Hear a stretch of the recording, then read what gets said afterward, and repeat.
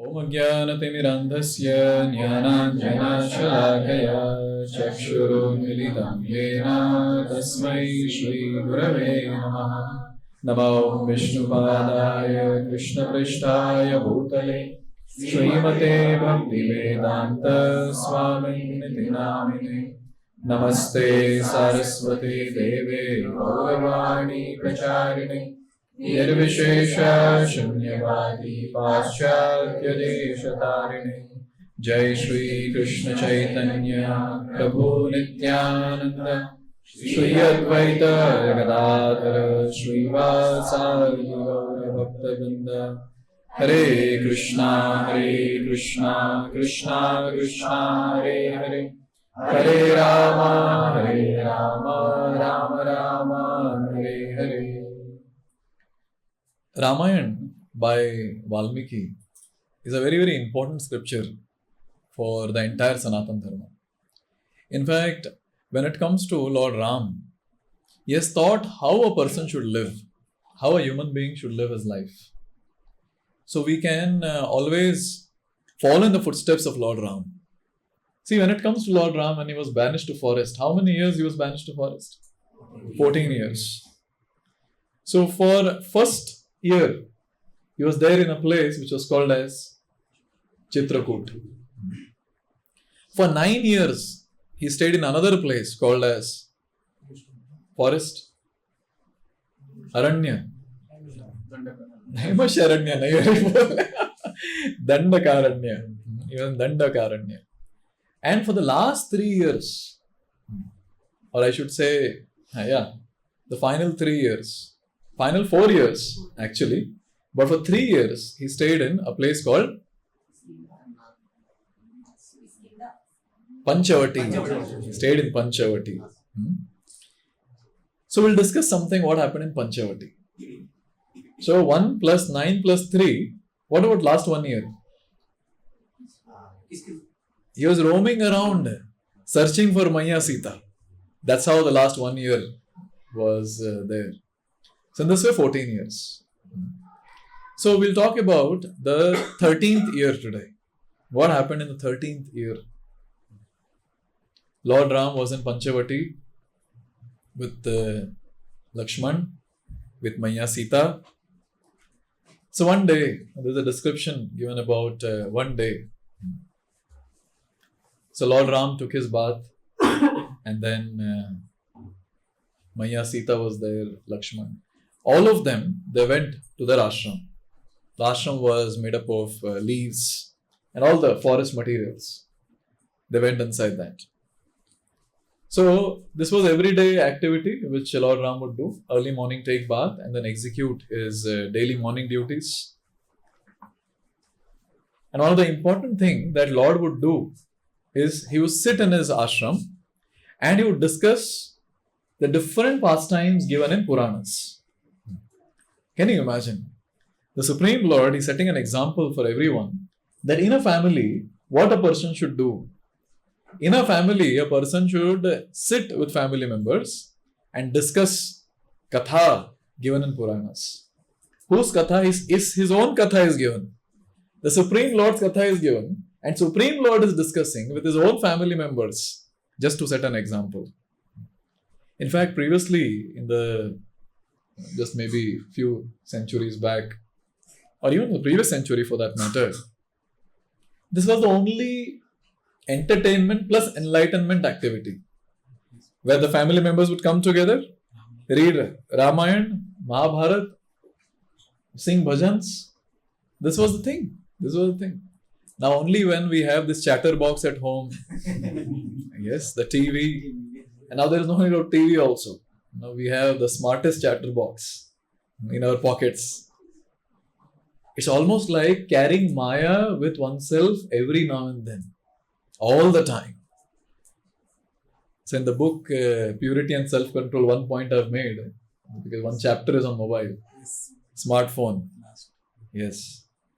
So for devotees, sitting in the association of devotees, a devotee can easily get transferred to the Maya Loka just by removing his mobile. Just by removing, and then whatever he does. Just by that, the person will get into Maya. Just by removing the mobile, the person gets into association of Maya. Therefore, somehow, at least when it comes to devotees, practicing devotees, it's very important that we imbibe this one quality that Lord Rāma is teaching by his own example. When we are there in family, it's very important to come together and discuss Bhagavad Gita, Srimad Bhagavatam, Rāmāyaṇa, and specifically for all the parents sitting here. If you really want your child, to be very dharmic, sit and read Rāmāyaṇa with them. Right from childhood, although now anyways we have shloka by shloka Rāmāyaṇa available, so we can sit and read Rāmāyaṇa with them, and you will see how the child will be nicely programmed in Sanatana Dharma and how dharmic the person will become. So Lord Ram, Lakṣmaṇa and Maya, Sītā, all of them, they're sitting, and speaker is Lord Ram. He is reading from Puranas, he is explaining from Puranas, he is discussing various subject matters given in Puranas. So all this was going on. This was towards the end of the 3rd year. 13th year we're discussing, that is towards the end of that. At that time, when they were absorbed discussing subject matter from Puranas, unexpectedly a Rakshasi arrived there on the spot. And her name was, all of you know her, Śūrpaṇakhā. She was the sister of 10-headed Rāvaṇa, the Shanana. And it was unexpected. She just came there. And Valmiki, he is telling us, what did Śūrpaṇakhā see? What did she see? Śūrpaṇakhā. What did Śūrpaṇakhā see? She saw Lord Ram. She saw the beauty of Lord Ram. And how was the beauty? Through the eyes of Śūrpaṇakhā, Valmiki is seeing, and he is writing it for all of us in Valmiki Rāmāyaṇa. Please repeat. How was the appearance of Lord Ram? That is the description given. Simho raksham mahabaho Padmapatra nibhekshanam Ajanubahum deeptasyam Ativa priyadarshanam Ativa priyadarshanam. How was the appearance? Ativa priya. Very, very beautiful darshan. Very, very beautiful darshan. So any details you want to mention, Valmiki ji? Do you want to mention any details? Yes, Valmiki is mentioning. Simho raksham mahabahum. First is, he's talking about the chest. How was his chest? Like a lion. Simha. Mahabahum. His arms were very, very mighty, very, very strong. Padma patra nibhekshanam. And his eyes, it resembled lotus petals, but specifically here it is given lotus leaves. Ajanu bahum, and his arms, it reached till the knees. Deeptasyam, and his face was bright, very, very bright. Who is taking this darshan? Śūrpaṇakhā is taking this darshan. So through her eyes, let us also take darshan of Lord Rāma. Not through her mind, only through her eyes. What else she saw? Gajavikranta gamanam Jata mandala dharinam Sukumaram mahasatvam Parthiva Vyajananvitam. She was able to see, looks like Lord Ram is doing some activities. She was able to see how Lord Ram is walking. Gamanam. How is the gamanam of Lord Ram? Like an elephant walks, like that. Very, very chivalrous, very, very amazing. Vikranta is the word that is used. And what about Jata? Jata mandala dharinam. He had Jata, and that Jata was tied as a knot at the top of the head. Very beautiful. Sukumaram mahasatvam. See, when all this description is given, so one question comes, how was he? Was he looking very hefty and things like that? No. Here is again very young, but very great strength. Very young, very great strength. And specifically, he was revealing the characteristics of a king. Raja. Therefore we sing, no? Raghupati Raghava Raja Ram Patita Pavana Sītā Ram. Only these two lines are allowed in ISKCON. Prabhupada's Kirtan standards in the book Jayadvait Maharaj writes, Prabhupada allowed only these two lines. Okay, what else she saw? Ramam Indivara Shyamam Kandarpa Sadrisha Prabham Babhuvendropa Mamam Drishtva Rakshasi Kama Mohita Ramam Indivara Shyamam. How was the complexion of Lord Ram? Like a dark lotus. We have the blue lotus, no? Like that. Very beautiful. And now when he's summarizing the entire beauty of Lord Ram, so Valmiki, through the eyes of Śūrpaṇakhā, he's saying, oh, he appeared like Kamadev. Oh, Indra. So he's giving two, one after another. First he says Kamadev, and he says, oh, Indra. And specifically, now he says, what happened to Śūrpaṇakhā? When she saw this beauty, oh, she was bewildered. She was so much attracted to the Lord. She was completely bewildered. Now the passion and lust emerged in the heart of Śūrpaṇakhā. Now all of us know, the ones who have read Rāmāyaṇa, or I should say the ones who have seen Rāmāyaṇa, animated or some series, whatever. So Śūrpaṇakhā now, after going to Lord Ram, what is she going to do? She is going to propose Lord Ram for marriage. So Valmiki, even before she is proposing, you know what Valmiki is doing? Valmiki is comparing Lord Ram and Śūrpaṇakhā. Chaliye dekhte hai, are they good match or no? Look at the mood of the author. When you properly read the Shastra, then you can make out the mood of the author. So even before she is proposing, he is comparing. Chalo check karte hai ki ye log actually match karte hai ki nahi. Then he starts speaking. See, for your information, when Śūrpaṇakhā came there, she was dressed very, very beautifully. She was looking very beautiful. After all, Rakshasi, and they had the mystic power to change their appearance.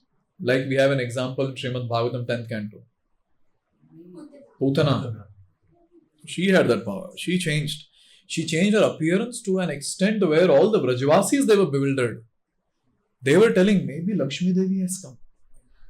And another Gopi is asking, how do you say Lakshmi? Look, in the hand she has a lotus flower. So they had their own discussions. That's how bewildering and so real-like appearance that these Rakshasis can have when they transform their appearance. Now here, she is very, very beautiful in the appearance, but Valmiki knows her actual appearance. So the comparison that Valmiki is doing between Lord Ram and Śūrpaṇakhā is Lord Ram's actual appearance and Śūrpaṇakhā's actual appearance. That's the comparison. And he says, oh, Lord Ram, so beautiful. She, ugly. This is the first line that comes in the shloka. Lord Ram, he's so slim. She, fat. Oh, look at his eyes. It's elongated. Look at her eyes. Deformed. Oh, look at him. He has beautiful dark hair. Look at her. It's like coppery red hair. Oh, his form is so pleasant to behold for these eyes. Oh, look at her. Such a dreadful scene that is to look at her. His voice is so soft and so grave, and her voice is extremely horrifying. He is so young and gentle. And look at her, she is so old and she is rough. He is straightforward in his speech. After all, Lord Ram. And look at her, she is so crooked and rough in her speech. His conduct is always appropriate. Her conduct is always improper. And finally, his appearance so pleasing. Her appearance so displeasing. And now Valmiki, through all this description, is asking all the audience, what do you think? Is it a good match? Nah. There's a very beautiful commentary given by Acharyas on this shloka. They say that externally, a man might transform his appearance just to attract the opposite gender. A female can also do that, where she transforms her external appearance just to attract the opposite gender. But these are all external parameters. How much ever you change your external parameters, it doesn't matter. That does not qualify two people to get married. What actually qualifies two people to get married is internal parameters sanctioned by the Vedic scriptures. And that is what is matched in the astrological charts. Yes. So external appearance nahi dekha jata shaadi mein, according to the Sanatan Dharma. It's not that, oh, both are so fair, so nice, same height, this and that. What matters is the internal parameters, which is judged based on the astrological charts. And here it's very clear.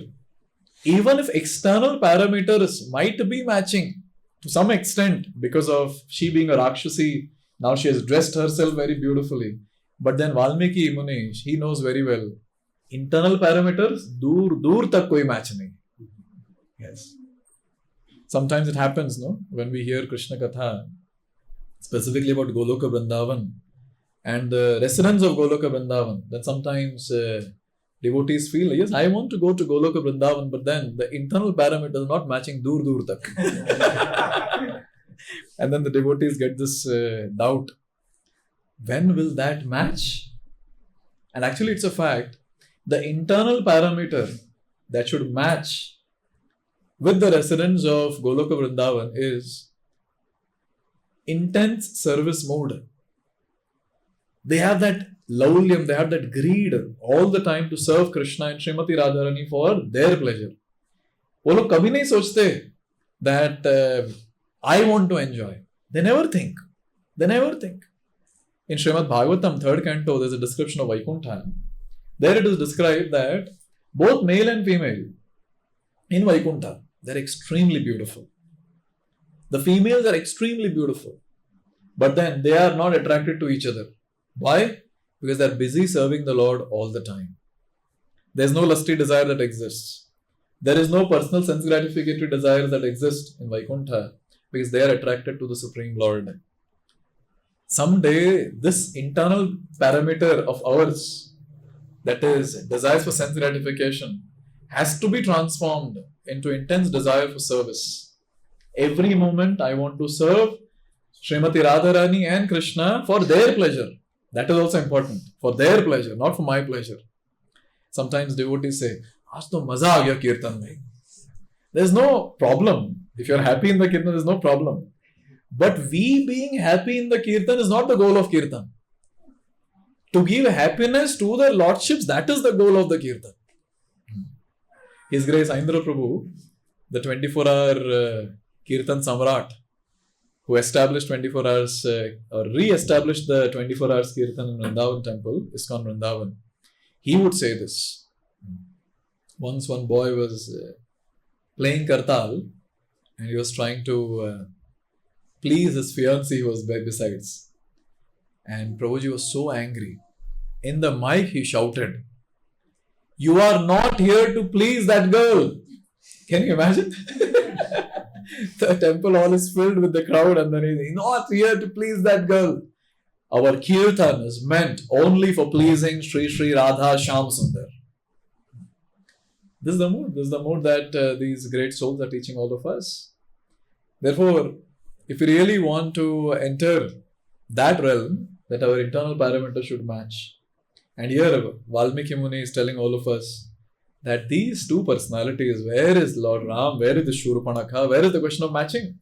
Bilkul nahi match karenge, bilkul. Even before she proposed, on behalf of Lord Ram, Valmiki has rejected the proposal. Now see, she has been overcome by lust. Yes. Passion of enjoying the Lord has manifested. Now with that mood, she has gone to Lord Rama and she is asking question. She is confused. She is asking, as an ascetic, as a forest dweller, you have matted your hair. But then as a passionate man, You have a wife. And as a Kshatriya, you're holding bow and arrow. All three are. And then she says, how is it that you have come to this place, the forest, that is frequented by so many Rakshasas? Rakshasas keep coming and going here. What is the purpose of your arrival? Speak the truth. Who is telling whom? The Rakshasi, who hardly speaks the truth. She is telling Maryada Purushottam, speak the truth. At this point, what do you think Lord Rāma might have spoken? In every situation, he speaks the truth. And he started speaking the truth. And he started saying, there was a king named Dasharath. He was mighty, very, very mighty king amongst all celestials. I am his eldest son and my name is Ram. And here is my brother Lakṣmaṇa. And here is the famous Sītā from Videha, who is my wife. Ordered by my father Dasharath and my mother. So I was very happy to see, I should say I was very amazed to see that Lord Ram does not mention the name of Kartikeya. He just says, my father Dasharath and my mother, we have been sent to the forest and we are supposed to live here like ascetics, like forest dwellers. Therefore, we are here. This is the answer given by Lord Ram. Now, Lord Ram is asking a question to her. His question is, I wish to know about you. Tell me, who are you? See, when he is saying, who are you? It means, what is your name? Which community you belong to? And then whom do you belong to? Means, who are your caretakers?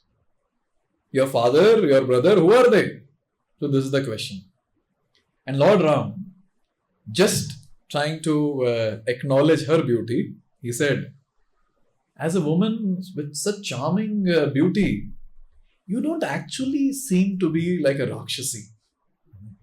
Speak truthfully. Speak truthfully. Why did you come here? And my question to all of you, how did Lord Ram know that she is a Rakshasi?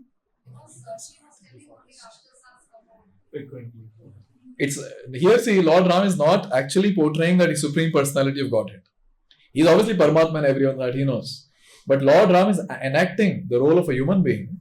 And therefore he taking the statement of the Rakshasi, because she said, how are you in this place where so many Rakshasas keep coming and going? From that statement he picked up and he is saying, but you don't look like a Rakshasi. Tell me truthfully, who are you? And now see, she is standing in front of Lord Ram. But वो झूठ बोल पाएगी.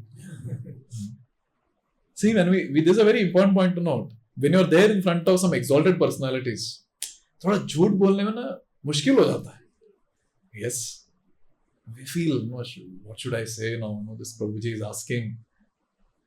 Just imagine, here we are talking about some great devotee, and here the Lord is personally present. How can someone speak untrue in front of the Lord? She started speaking. She said, first question she is answering, who are you? I am a Rakshasi. I am a Rakshasi.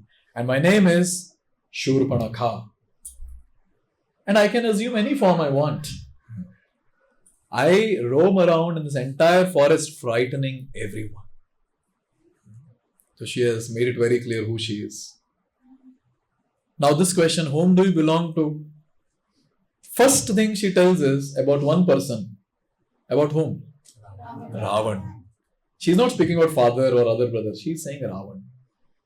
So she is saying that my powerful and heroic brother, 10-headed one, his name is Rāvaṇa. And he is that personality who is the son of Vishrava. That's the name of their father, Vishrava. And she is adding, in case you might have heard about him. I'm just trying to give you information. You might have heard about him. And then she continued saying that also there is a greatly powerful personality named Kumbhakarna who keeps sleeping. And then she talks about the third brother. Also there is a brother of mine and his name is Vibhishan. And this Vibhishan, he is very, very dharmic. He never engages in the Rakshasa activities. Now see, who is speaking? Śūrpaṇakhā. She is a Rakshasi. She is able to see whose activities are demonic activities, and she, as a Rakshasi, she is able to recognize that Vibhishan is a dharmic person. And she is acknowledging that. She is acknowledging. Even Śūrpaṇakhā, like demons, they understand who is dharmic and who is not. Because the ones who follow dharma, their activities itself, it tells the entire world that they are dharmic. Therefore, one thing that all of us should note is, how many rounds we chant, people might not be able to recognize. Do we fast on Ekadashi, Nirjal, Sajal, Safal, yes, or feast? No one will be able to recognize. Because it's all internal, inside the house. Yes. How much internally we have cleansed ourselves before coming to Krishna consciousness and after, they'll not be able to recognize. You know what outsiders will be able to recognize? How dharmic is our behavior. So as soon as outsiders, when they see that some devotee dressed in dhoti kurta tilak is lying, is dishonest, is cheating, specifically when devotees are on the street distributing books, or when sadhakas are in their offices working. So when all such behaviors are seen, then they say, what sort of person he is? And then looking at one person, they conclude, maybe in ISKCON everyone is like this. Therefore, each and every sadhaka who says that he is part of ISKCON or a representative or a member of ISKCON, they have a very, very important responsibility. Because now we no more represent ourselves, we represent ISKCON. We represent Srila Prabhupada. So it's very important as sadhakas to always look into our own behavior, and we have to make sure that our behavior is dharmic. And you know what? Those who remain dharmic in every situation, they are the ones who can advance in bhakti. The ones who are doing adharma and also practicing bhakti, will they advance in bhakti? Adharma will pull their consciousness down. And with such low consciousness, how can a person advance in bhakti? It's not that we chant 16 rounds and try to follow 4 relative principles gives us the license to do any adharmic activity. No. Sorry. Not allowed. Only when we follow dharma, and along with that, when we practice devotional service, then we will advance very, very fast. Because for outsiders, adharma is only sin. But for devotees, adharma is an offense. Very, very important point to note. Because for outsiders, they are ignorant. They have no knowledge. Therefore, they might be doing some activities which are forbidden. But for devotees who are attending discourses after discourses, they know what is right, what is wrong. And then when they get into adharma, now that is no more sinful. That is offensive. And as soon as there is offense, the person will go down in devotional service. He will not be able to advance. Fir maza nahi aayega bhakti mein. Then there will be no taste in practicing bhakti. Then we will say, we'll keep telling, Prabhu, ye mala to ghuma rahe, lekin kuch ho nahi raha hai. Why? Because this is the fact. This is the point. This is the catch that each and every devotee has to sort out. Here, Putana-like person, she is recognizing that Vibhishan is dharmic. If Putana-like person is able to recognize who is dharmic and who is not, don't you think the pious people of this world who are not practicing bhakti, they'll be able to recognize? They will. Because they might be trained in their family right from childhood what is dharma, adharma. They following, not following is different. But they will be able to recognize. Yes, they'll be able to recognize. In fact, for people in saffron like myself, life is so difficult. Because outsiders, they don't follow anything. But they know how a sadhu should behave. पूरा knowledge होता है उनके पास. साधु को क्या पहनना चाहिए, साधु को कितना खाना चाहिए, क्या खाना चाहिए, yes, what gadgets they should have, shouldn't have, everything they know. And they'll comment also on that. This is not proper, that is not proper, and so on and so forth. Yes.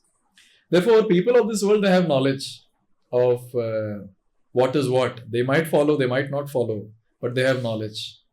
And therefore, each one of us have to note when we are portraying ourselves as Vaishnavas, we have to meet their expectation.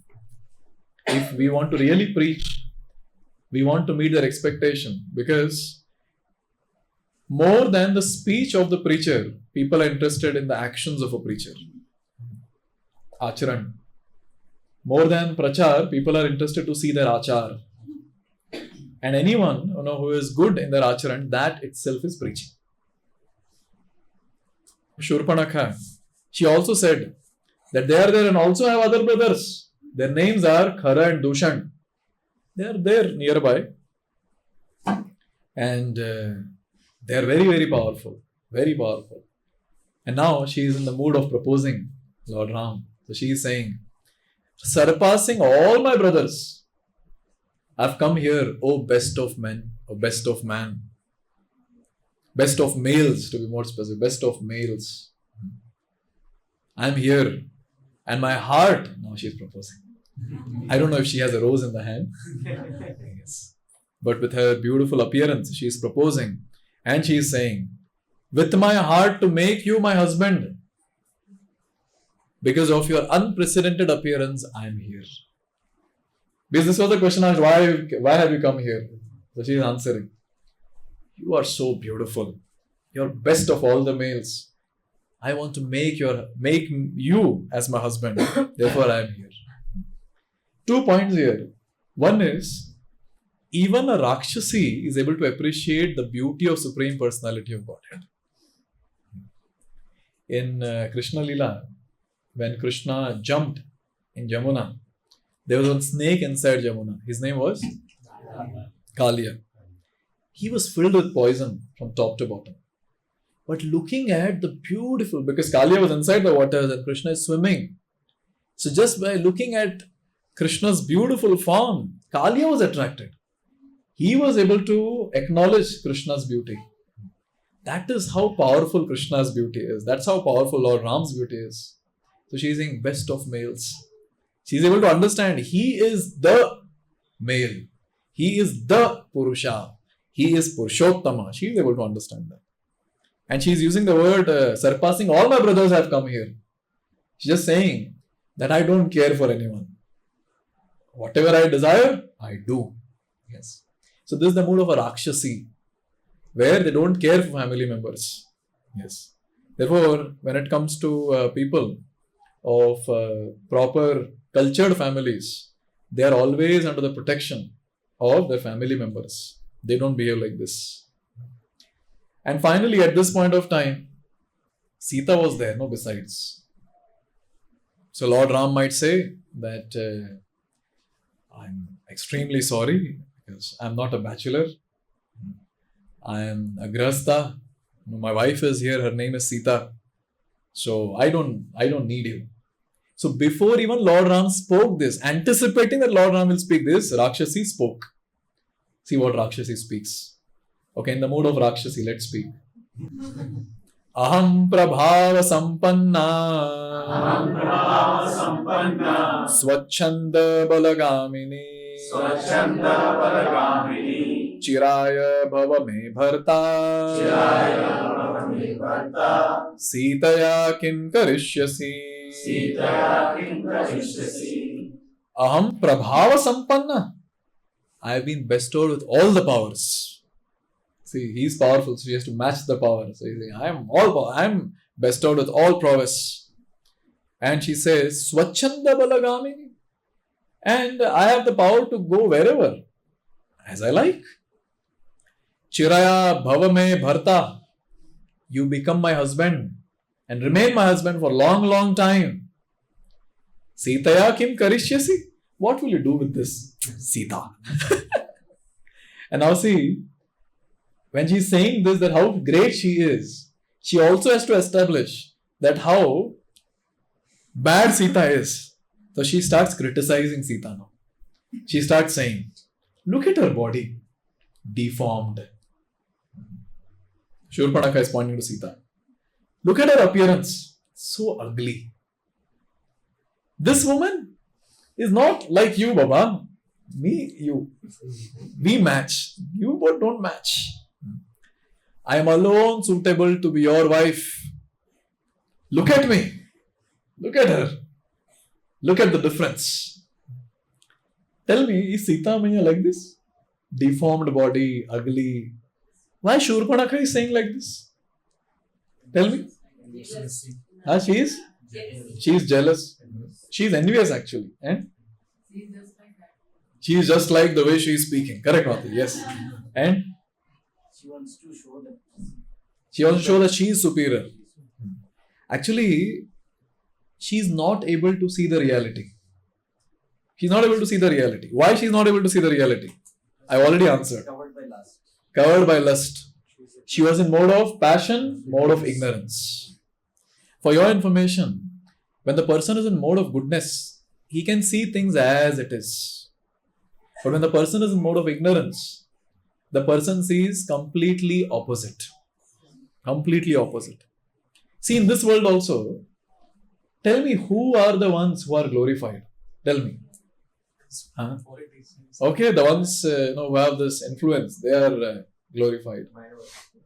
Mayavadis are glorified. The sense gratifiers are glorified. And they say, पता है वो कहाँ घूम के आए? वो उधर गए थे नरक में, नरक जाके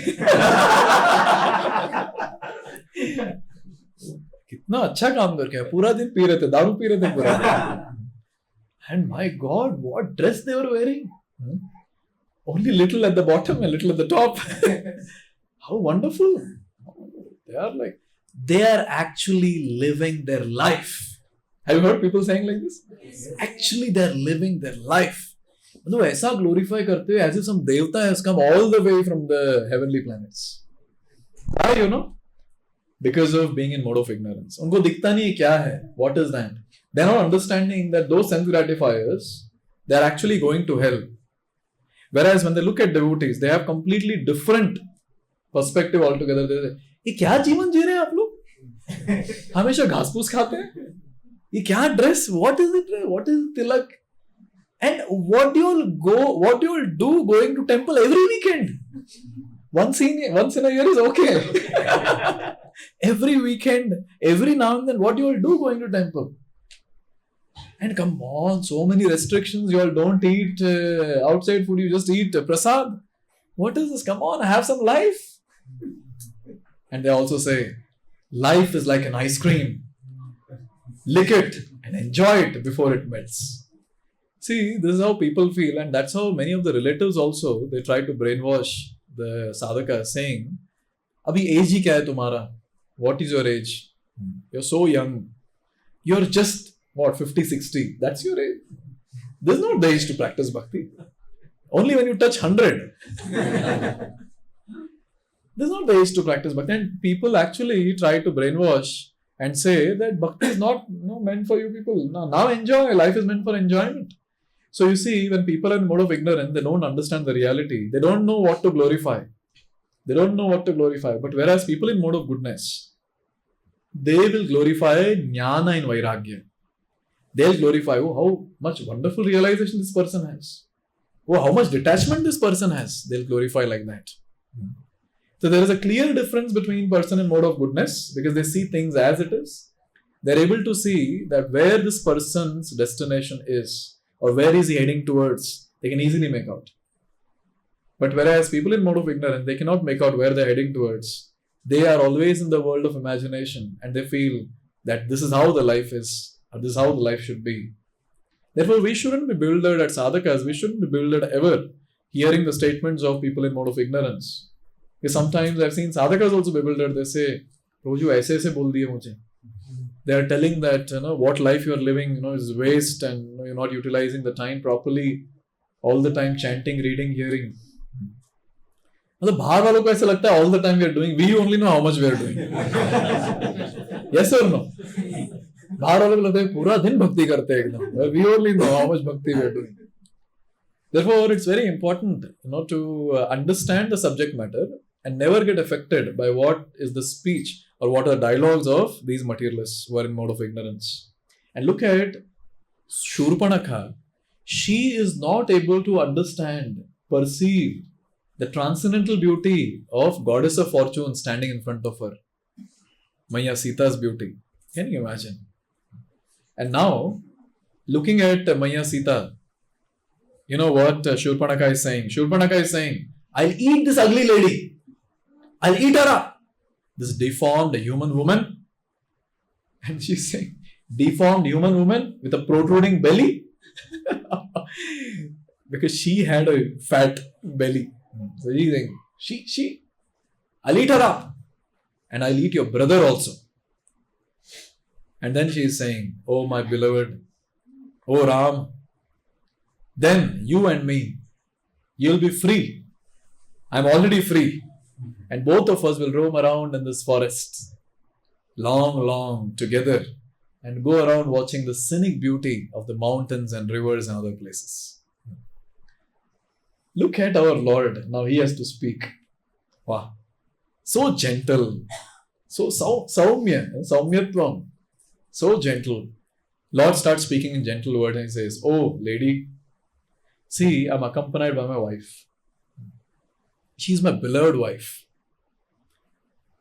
And Lord might be thinking that the Rakshasi might say, see, you're a king.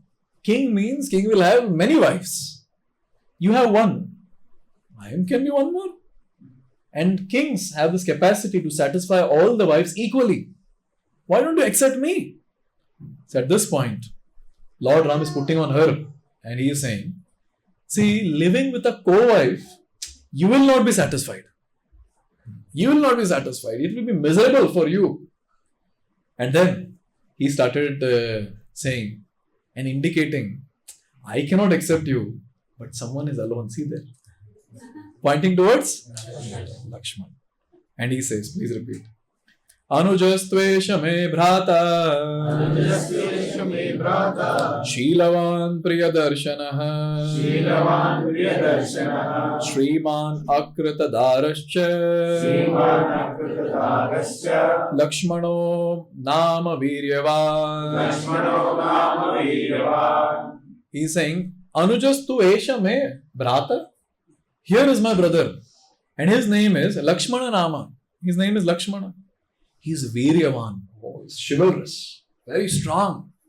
He is Shīlavan. He's a wonderful character. Priyadarshana. Very beautiful. Look at him. Very beautiful.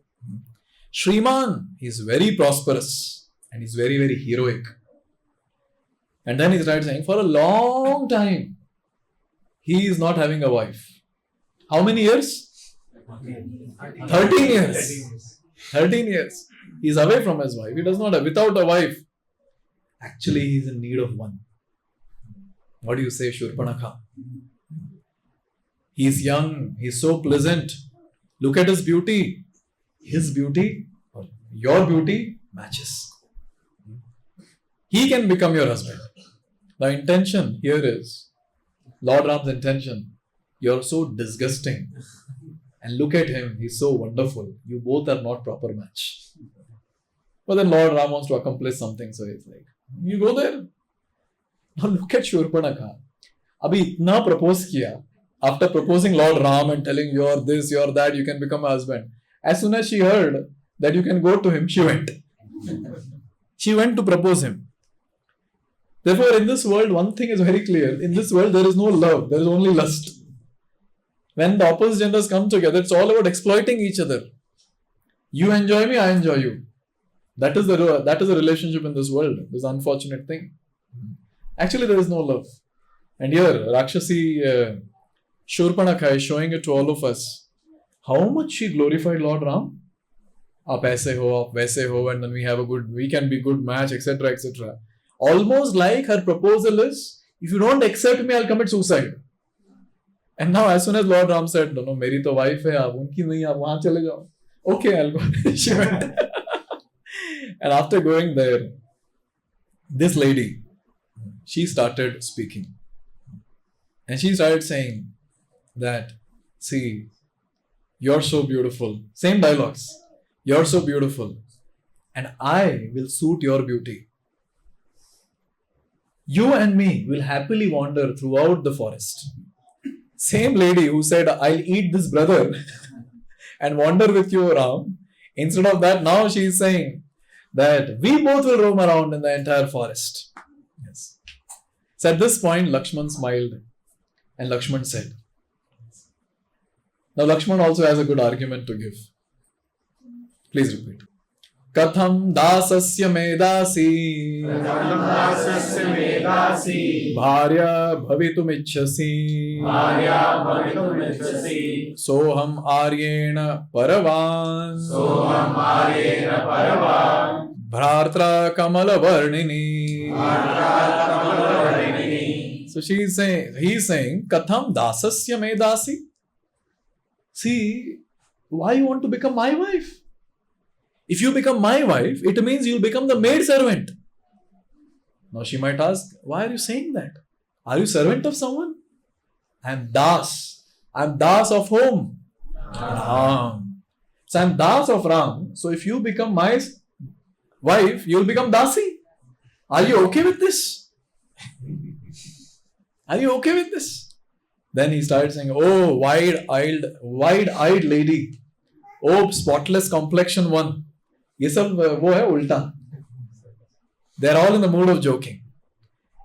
Become the happy younger wife of my elder brother. Yes. He's enriched in all the opulences. Then you will accomplish actually your goal. Become his wife, not mine. So at this point, Lakṣmaṇa, just to give her confidence, he started saying, Enam virupam asatim Karalam nirnatodarim Bharyam vriddham parityajya Tvam evaisha bhajishyati.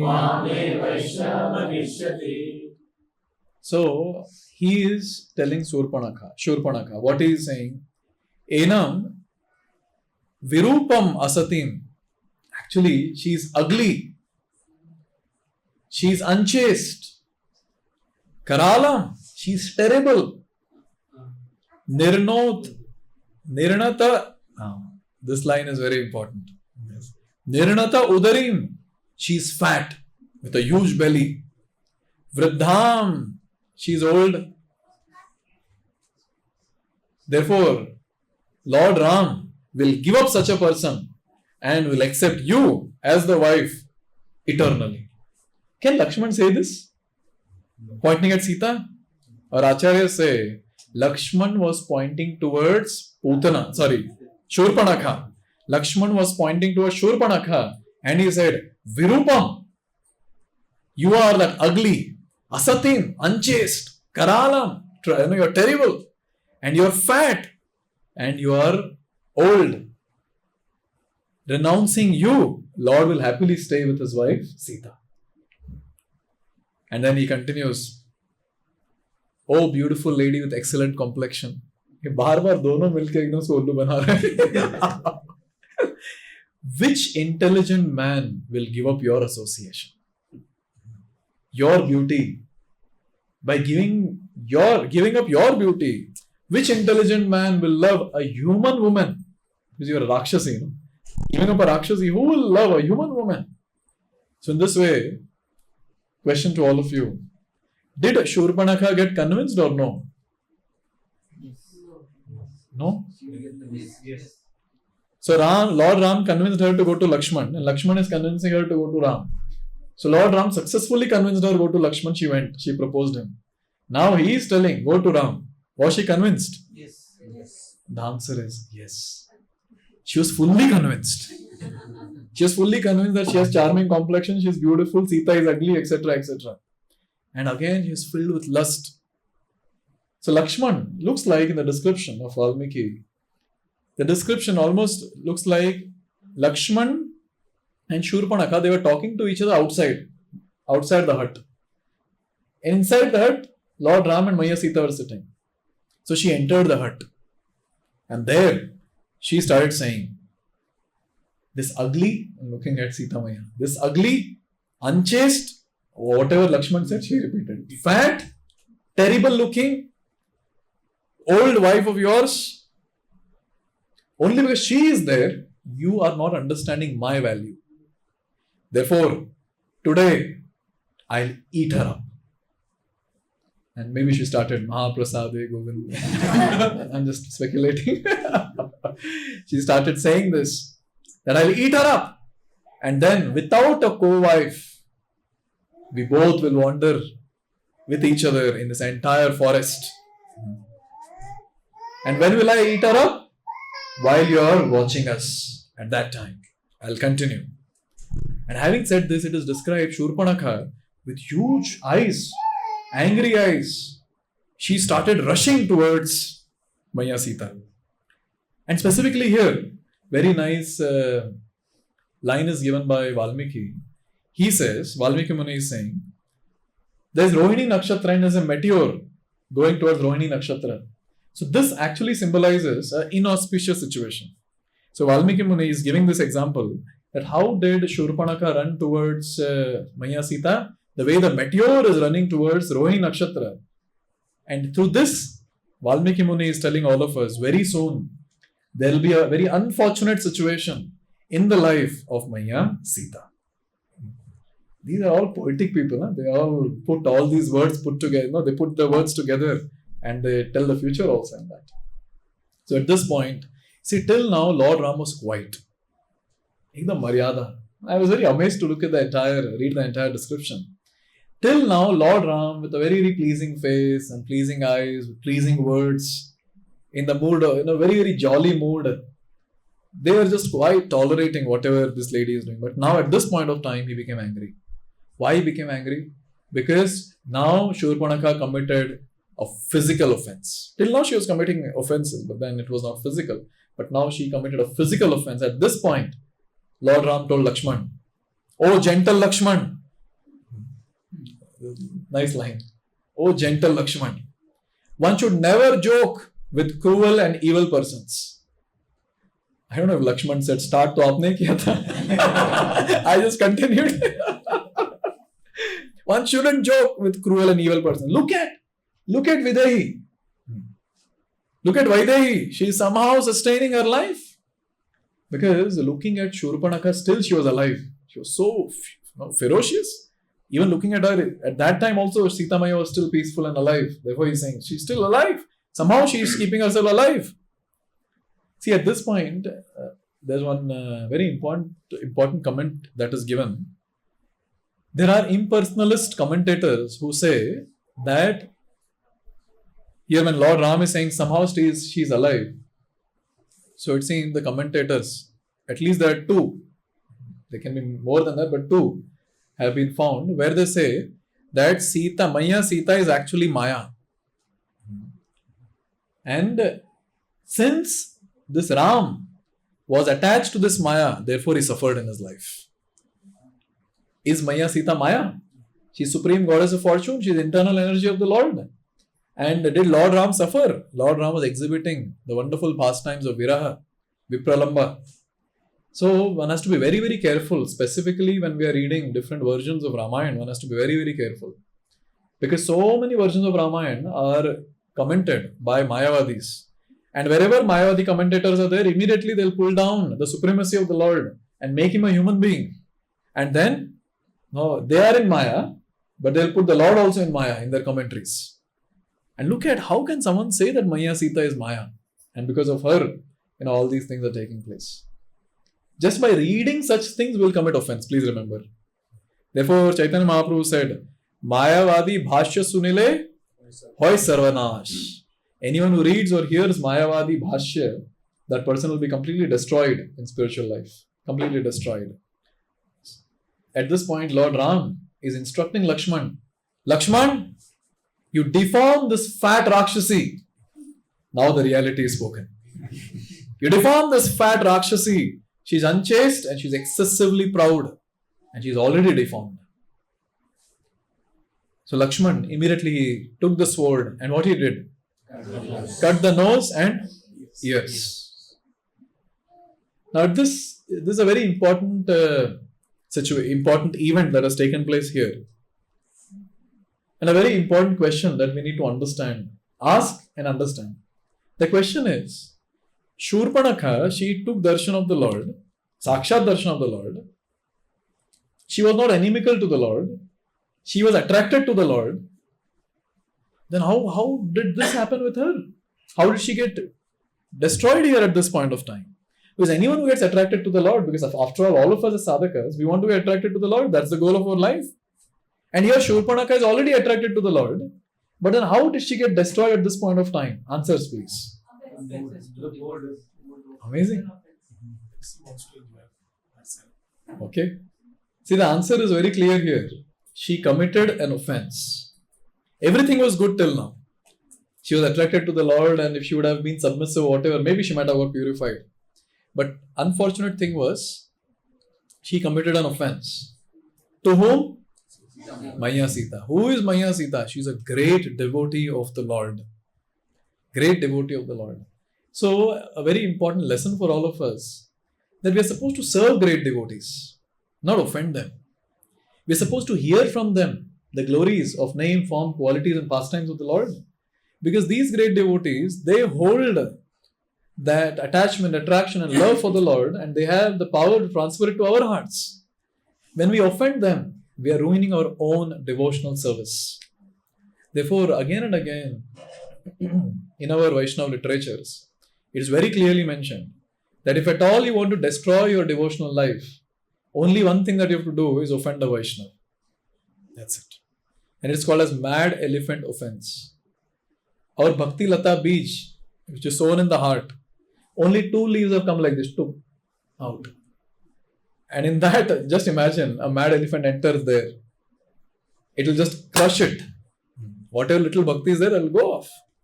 Therefore, this point is very, very important, that one has to make sure that one hears from great devotees and one advances in bhakti by serving them, and not that the person offends such great devotees. Śūrpaṇakhā, she could have got delivered, but unfortunately, now she's stuck very, very badly. At this point, there's one very beautiful shloka from Srimad Bhagavatam. What one should do when it comes to the devotees. Yes. Please repeat. Jnāne prayasamudapāsya namanta eva jivanti sanmukharitam bhavadiya varta sthane stita shrutigatam tanuvan manobhir ye prayasojita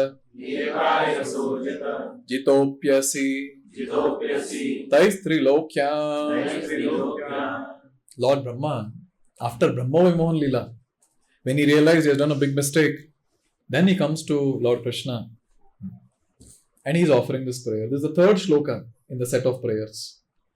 He says that, O Lord, the ones who have renounced the aspiration to merge in Brahman through the Jnana path, and they engage themselves in hearing your glories from great souls, from great sadhus, living a dharmic life. Look at this line. Living a dharmic life.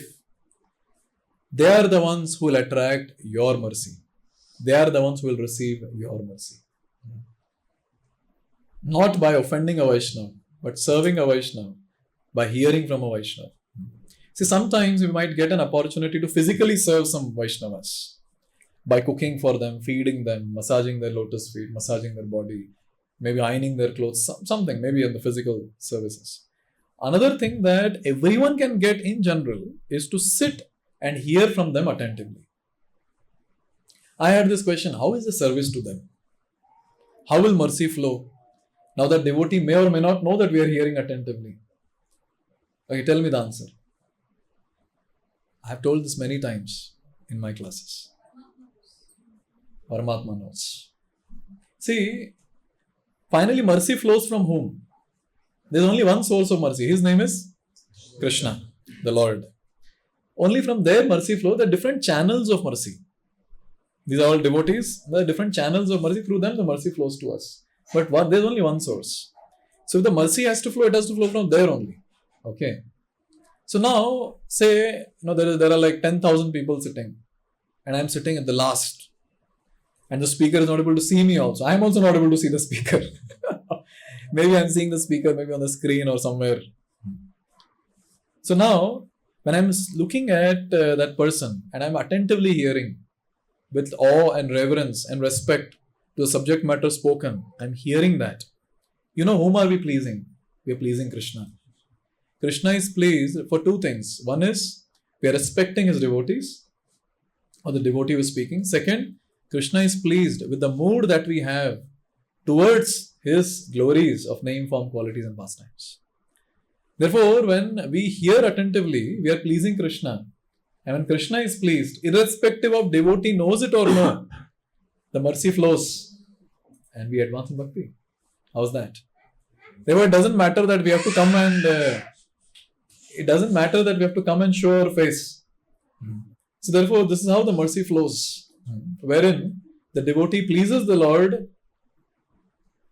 We might think it's indirect service, but actually it's a direct service. Please remember this point. There are many times devotees don't understand the difference between Vapu Seva, Vani Seva. They say, bro, Vani Seva, theek hai, lekin Vapu Seva is zyada important. Physical Seva is zyada important. But both are important. It's not that one is important over another. Both are important. But at this juncture of life, whichever Seva we are getting, we should accept that and do it properly. That will please the Lord. And when Lord is pleased, our life is successful. The mercy will flow. Therefore, here, Śūrpaṇakhā, her nose was cut. Beautiful nose. Because she was looking beautiful, looks like at that time. Beautiful ears was cut. And when it was cut, you think it's easy to bear that pain? Without any anesthesia, the surgery was done. With a sword. She cried. And Valmiki Muni, he is saying, she cried like the clouds in the monsoon time. It was huge crying. She cried and she ran in the forest. She ran in the forest. She went to Karadushan, her brothers. But our discussion is not what happened after she met Karadushan. Our discussion is not yet over. I always had this question. What was the need for Lord Rāma to ask Lakṣmaṇa to deform her? Can you all guess? She was thinking she was very beautiful. She was thinking that she was very beautiful. But my thing was, they could have just killed her. No, what's the point?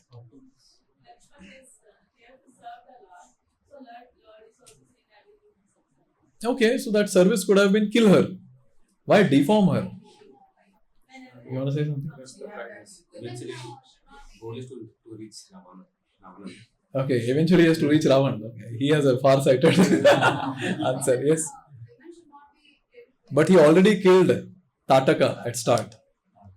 That was the first demoness killed. Very nice. See, two things. One is, from this we can see the merciful nature of the Lord, where he is not killing. He is not killing the personality, but he is killing something else within. And specifically here we understand, as Prabhu also nicely mentioned, that deform her. His nose is a very important element in the face, no? Just imagine your nose is removed. How ugly the person will look. So, no, the nose is removed, the ears are removed. The person who was proud is made to be distressed because of this. Obviously, the person will be distressed. And at the same time, her passion and pride will be subdued. So, here is a very important point. The Lord is not very keen in killing the personality, but Lord is very keen in killing the demonic tendencies in the personality. And here we say, see how wonderfully Lord Rāma, through Lakṣmaṇa, he gave mercy to Śūrpaṇakhā, where she was deformed, her pride, her passion, all was brought down. Therefore, Lord Rāma, when he does anything, there's a very, very deep understanding. And he has a deep mission to accomplish. And with this only one angle we are able to understand, but I'm sure there might be many others which other acharyas might have told.